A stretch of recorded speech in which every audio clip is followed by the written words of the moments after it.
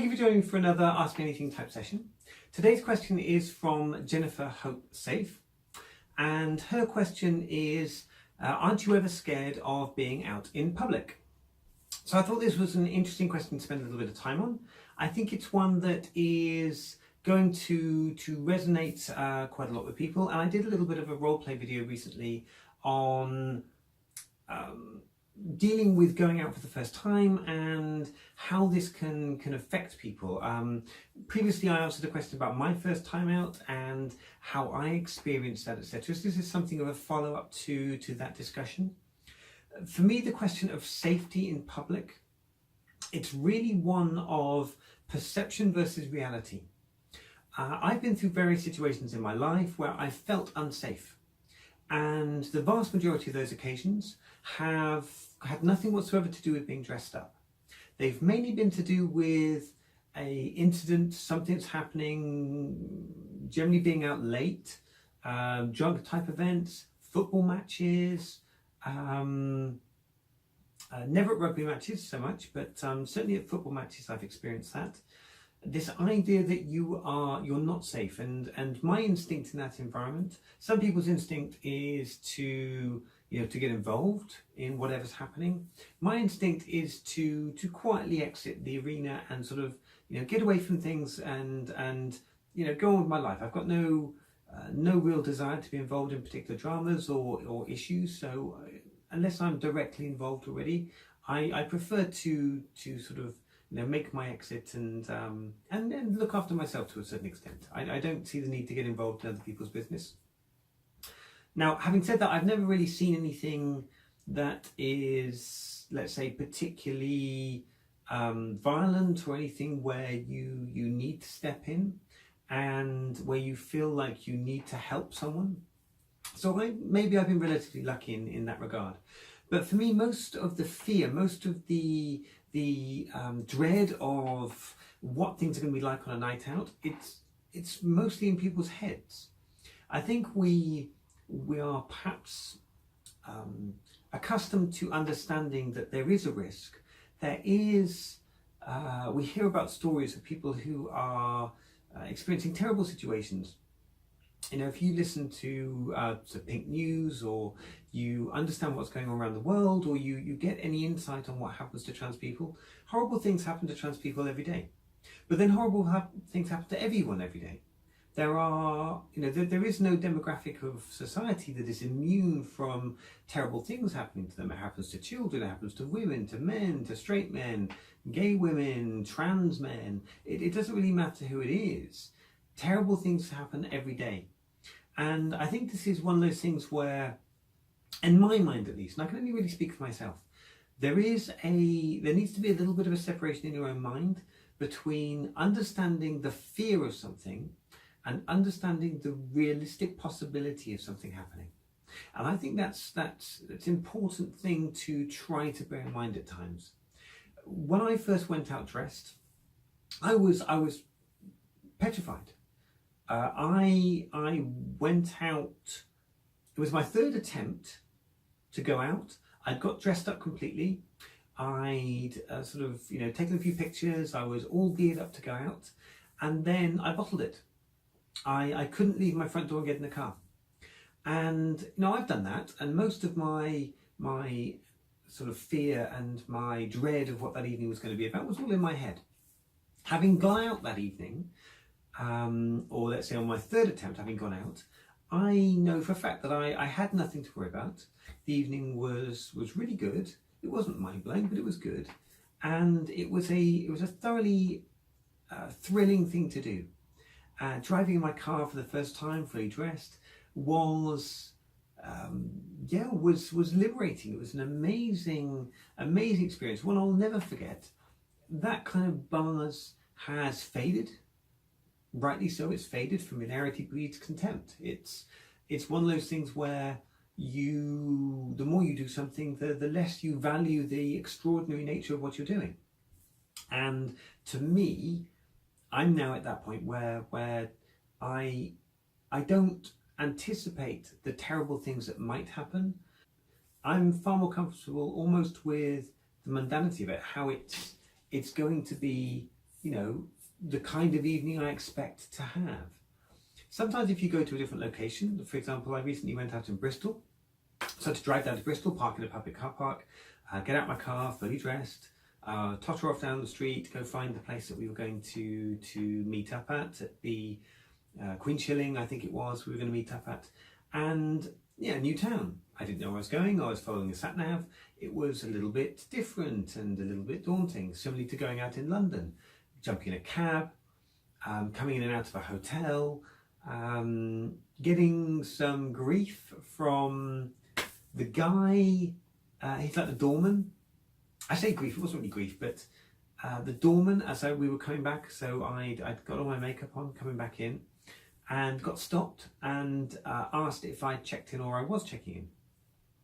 I think the assumption was that they wanted to make sure that I was actually a guest in the hotel as opposed to someone who was just going to visit someone in a room, which is interesting. I guess it's the first time I've ever been mistaken potentially for a prostitute, but there we go.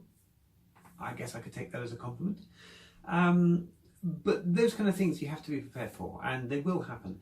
On the whole, however, my experience has been overwhelmingly positive. And because I've had positive experiences of going out, because I feel like I'm cautious enough to maintain a, let's say, a relatively risk-free approach to my life. I don't go out and get drunk. So because I don't drink, you're never going to see me drunk, tottering along, being vulnerable on the streets. That's not my thing.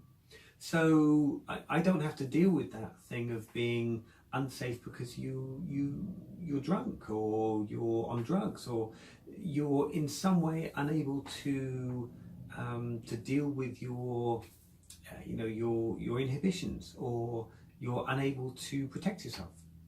I don't have to deal with that. Now, other people who want to go out and have a nice evening, they want to have a few drinks, etc.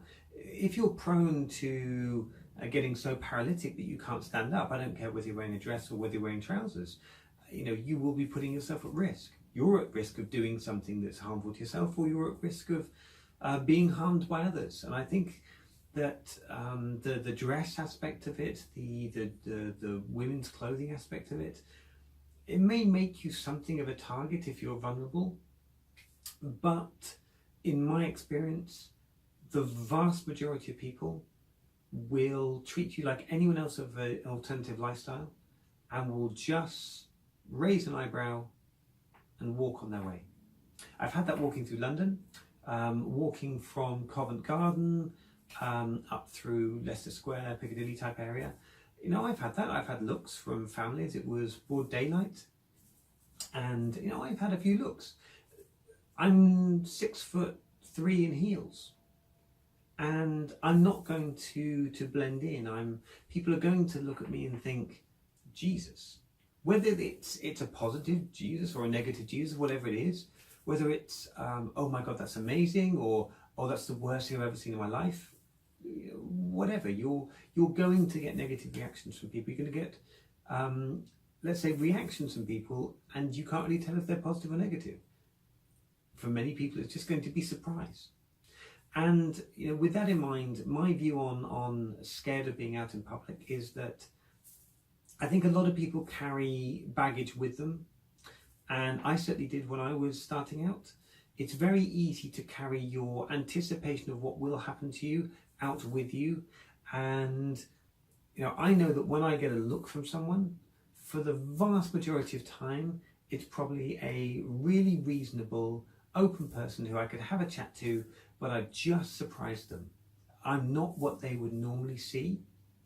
And if you go out expecting or anticipating being scared, anticipating fear, anticipating danger, I think those looks, those glances, those surprised glances can translate into an interpretation of something that maybe isn't even there.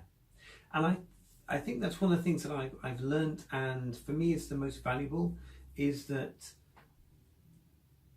what you carry with you on a night out can very much inform the way you perceive the world and the way events unfold for you, how you perceive those events over the course of an evening. I've known, for example, people who think bouncers at particular nightclubs are incredibly rude. I find them perfectly polite, but bouncers are bouncers. You know, a nice bouncer is, to my mind, a relative rarity. Most bouncers are there to deal with, you know, terrible things, and, you know, to deal with people who, you know, who I don't want to deal with, and keep them out of the places where I want to go. So they have to deal with all the terrible stuff. I don't need them to be greeters and ambassadors for me. So, like I said, I know some people who are afraid of bouncers. They're afraid of how people will treat them. And for my mind, a lot of it's what you carry with you. So a simple answer to the question is no, I don't feel scared. I can feel anxious. I can feel nervous. I can certainly feel anticipation towards a good evening or a bad evening or something that will or won't happen. But for the most part, my approach since my first outings, and there is don't get me wrong, there is a hurdle that you've got to overcome to get out for the first couple of times. But once you've done that, I choose to literally stand where I'm going to be, lift my head up, and walk to where I need to go. And by taking that approach, I take an approach where I want to look in people's eyes. I don't want to keep my head down. I don't want to look at the floor. I want to lift my head up, and I want to look into people's eyes. I want to project confidence. Even if it's not always true, I want to project that confidence. And I want people to see that confidence in me. And if that comes across, I'm fairly convinced in myself that that confidence is going to translate to the way that people react to me. And people who see confidence don't usually react by targeting that person. People who see fear, people who like seeing fear, you know, they will target fear. It's difficult to do. It's by no means easy. I have to do it as a conscious decision. I have to consciously remind myself, lift your head up, look people in the eye, walk with purpose, and project how you want people to see you. It's not easy. It is not easy. It sounds so simple saying it here today, but it is not easy by any means. And I still have to remind myself, particularly if I'm going to a new place, a new town, a new city, I still have to remind myself, lift your head, look people in the eyes, keep your head up, walk confidently, project confidence. And to this day, I need that reminder sometimes. It's important, very, very important. Anyway, thank you so much for that question, Jennifer. That was a wonderful question. Really, really good topic to dive into, and I want to thank you for posing that question. It's an interesting one. I know that words from me aren't going to do anything to alleviate the fears of an individual. I'm sure that a lot of people might say to me, oh, it's fine for you, you're really confident. I'm not confident. Okay, I'm not confident at all. I've become more confident with practice. No one is anyone who's confident on their first time doing something is either a fool or they're bluffing. No one should be confident the first time they do something. If you are, you're foolish or you're bluffing. That's my viewpoint on things.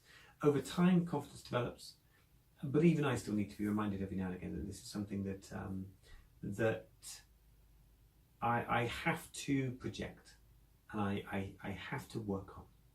It's not innate. In no way is it innate. Anyway, thank you for that question. Fantastic question to close off this this session. Really lovely to hear from everyone that sent me the questions and the messages so far. More questions if you please. Anything, like I said, anything you want to ask me, I will do my best to respond to those and answer them. If anyone's got any particular concerns, or if they want to talk about a particular scenario or a particular situation, how I might handle doing something, how I might handle a particular event, please do ask me the question. I'm more than happy to address that. If you don't want to contact me through here in public, then simply send me an email. I have a email address which is juliettesnoir@gmail.com, and if you send me an email there, I will try and respond to you directly. That's all one word, by the way, Juliette is Noir. And I'll put that in the description of this video. So if anyone wants to email me privately and ask questions, or to contact me through a less public forum than YouTube, then by all means feel free to use that, and I look forward to hearing from you. Thank you very much for joining me today.